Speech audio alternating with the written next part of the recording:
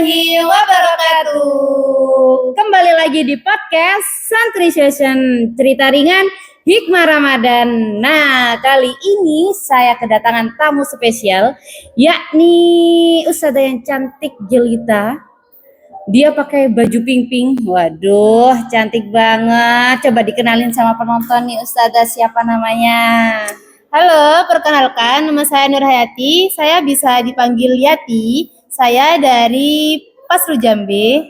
Lumajang kan ustazah tadi? Iya, Lumajang, nggak jauh sekali tapi ini jauh lah. Itu di barat sana, jadi jauh.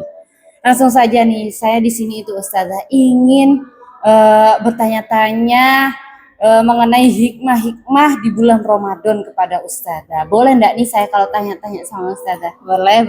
Mulai yang penting sampai gak penting pun saya tanya. Jadi ustazah itu siap apa enggak? Insya Allah siap. Insya Allah siap. Oke lah, langsung saja enggak nih ustazah? Langsung saja sama pertanyaannya ya. Iya. Siap ustazah? Siap. Allahu Akbar. Allahu Akbar. Langsung saja ustazah ya. Pertanyaan yang pertama. Puasa itu kan sering dipahami sebagai menahan lapar dan haus, ustazah.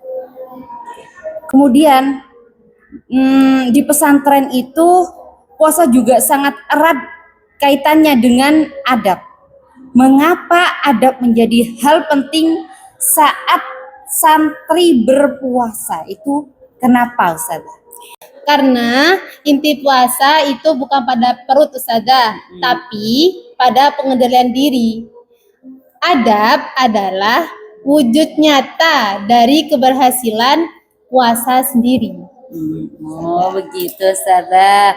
Kalau kita bicara mengenai adab nih ustazah ya, biasanya yang paling sering disebut adalah menjaga lisan kita. Menjaga lisan kita.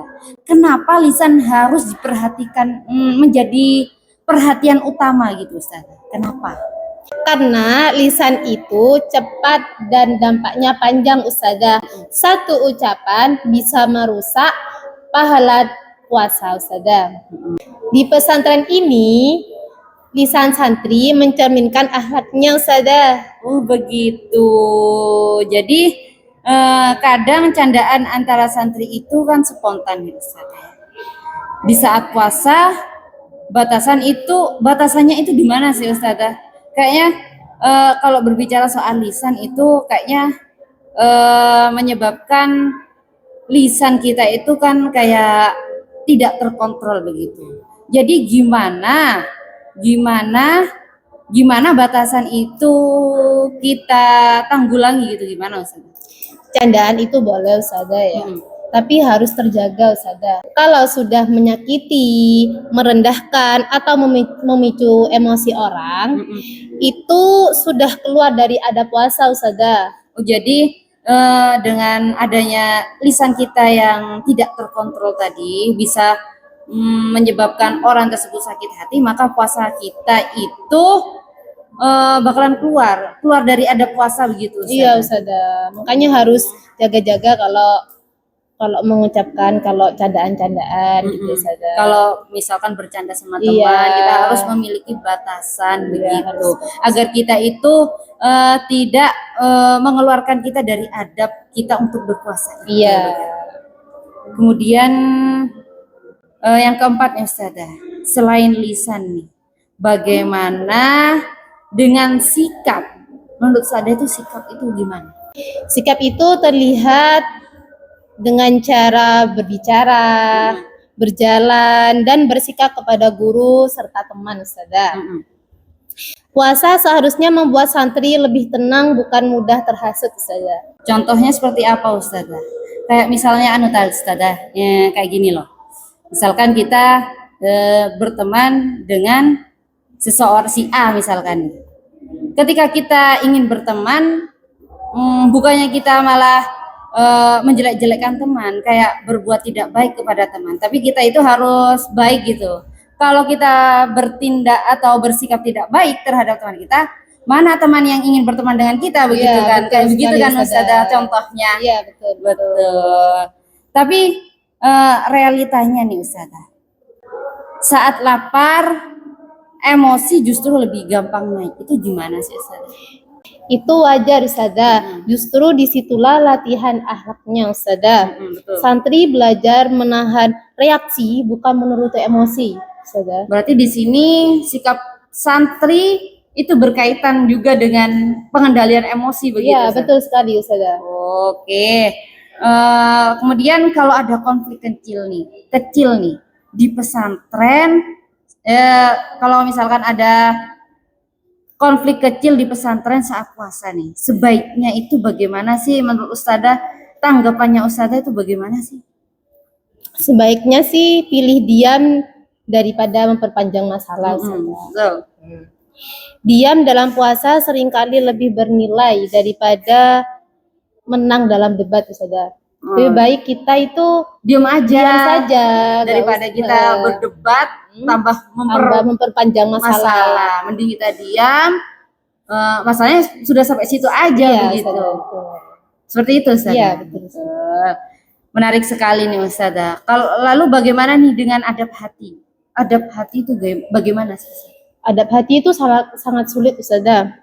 Tapi paling penting menjaga dari seuzon, iri dan sombong Ustazah. Biasanya kan banyak yang kayak gitu Ustazah ya, iri, seuzon kepada teman-temannya itu Ustazah, itu harus dijaga Ustazah ya. Apalagi kalau puasa Ustazah. Hindari pokoknya, hindari harus sombong gitu, seuzon sama temannya. Sama iri, biasanya banyak yang iri Ustazah. Jadi Banyak kan kalau di temannya, kalangan pondok santri itu banyak yang iri antar sesama teman begitu ya. Iya. Ada teman A banyak temannya, kemudian teman B ini merasa kayak kok saya ada temannya kok iya, itu kan betul. sifat iri itu dari situ kan Iya, Ustazah.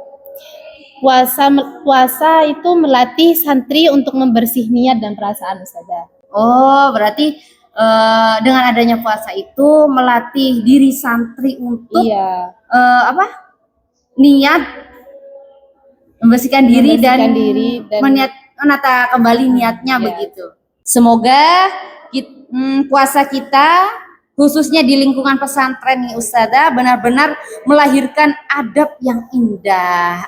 Amin.